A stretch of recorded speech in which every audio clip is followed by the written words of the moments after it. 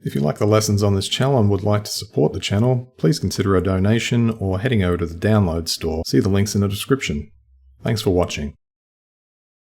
Hey everybody, Corey from Gemini Guitar, and today we're going to look at some ambient ideas, and this is going to be some off-the-cuff stuff, just to get back into the groove of some atmospheric type of guitar playing. So let's see how we go. Okay, so the first thing we're going to do is we're going to pick out a couple of notes to use with the open 5th string.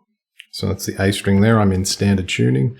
What I'm going to do is I'm going to slide into the 9th fret whilst picking that 5th string. And I'm going to slide out of that, and I'm going to go back to the 4th fret on the 3rd string.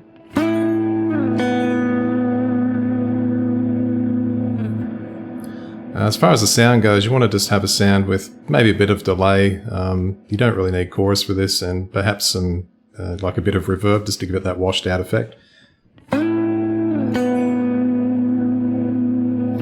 And after that, what I'm going to do is I'm going to move up in the scale. This is the A minor scale, from the B to the C and the D note. And then I'm going to change the progression, or infer the progression, by playing an F bass note.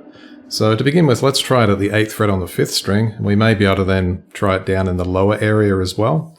So, so far we'll get something like this.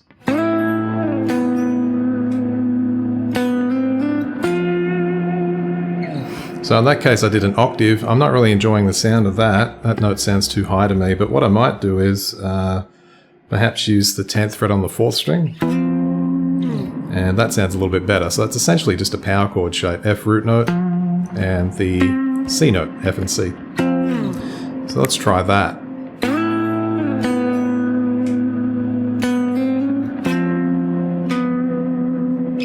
The fingerings are a bit tricky here, so I'm going to figure out what I'm going to do to get the best result. It sort of puts me in a bit of a, not the greatest position if I use my middle finger here.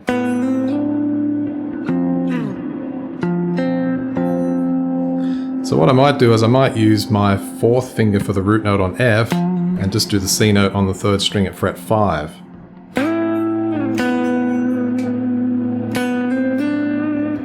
Yeah, that works a lot better, because if we use the 4th finger for the end of the previous part, let's do that again. Oops.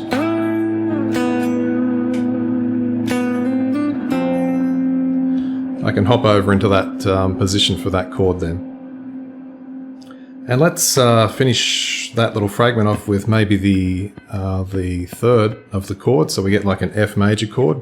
So we've got F at the 8th fret on the 5th, we've got the A note at fret 7 on the 4th, and then the C note at fret 5 on the 3rd. And we can actually turn that into, I think, yeah, we can add in that flatted 5th there, if we want. So I'll show you how that works now.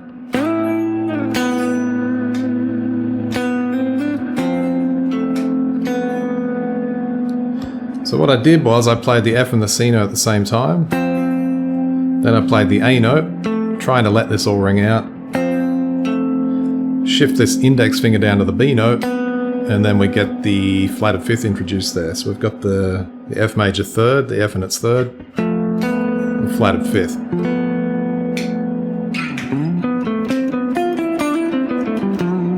And it's essentially the modality of the Lydian. So, or the Lydian mode we can use, since we're in the key of C major, or the A minor scale, either way. And that puts us into, when we're using F, that flatted 5th. The flatted 5th really brings out the Lydian characteristic.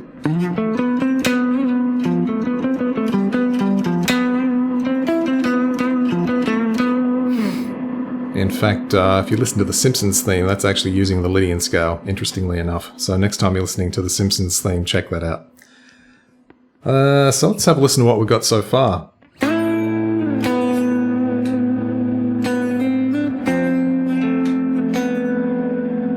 And repeat.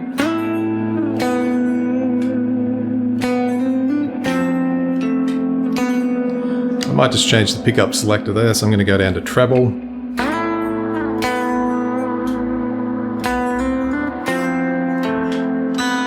Actually, I just noticed there, that's a cool thing we can do, is instead of shifting the index finger, let's just play the flatted fifth on the open B string. It's the same note, and it sounds really cool. So we can get all of those notes now. And in fact, if you play the first string as well, that'd sound really cool too. Cool, so let's have a listen to that.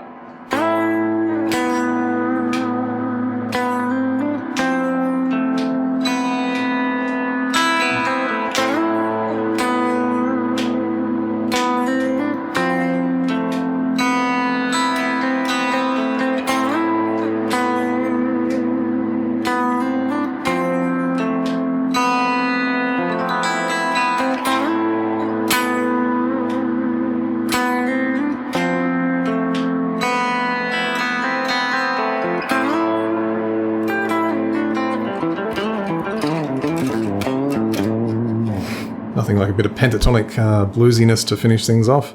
So yeah, it just gives you a bit of an example. It's an off-the-cuff idea. I'm essentially just improvising there with some stuff that I'm hearing in my head, and it just gives you a bit of an idea of, sometimes you could just start off with a simple idea, and then, you know, I'm a big fan of when you're in a certain position with a chord, try to make the most of all the notes around the chord as well. So for instance, your scale tones, and that's where knowing your scales really helps.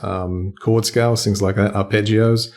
And then you're going to be able to come up with some really interesting sounds that way. So hope that's been enlightening. Have fun with it, and I'll see you at the next lesson. Bye for now.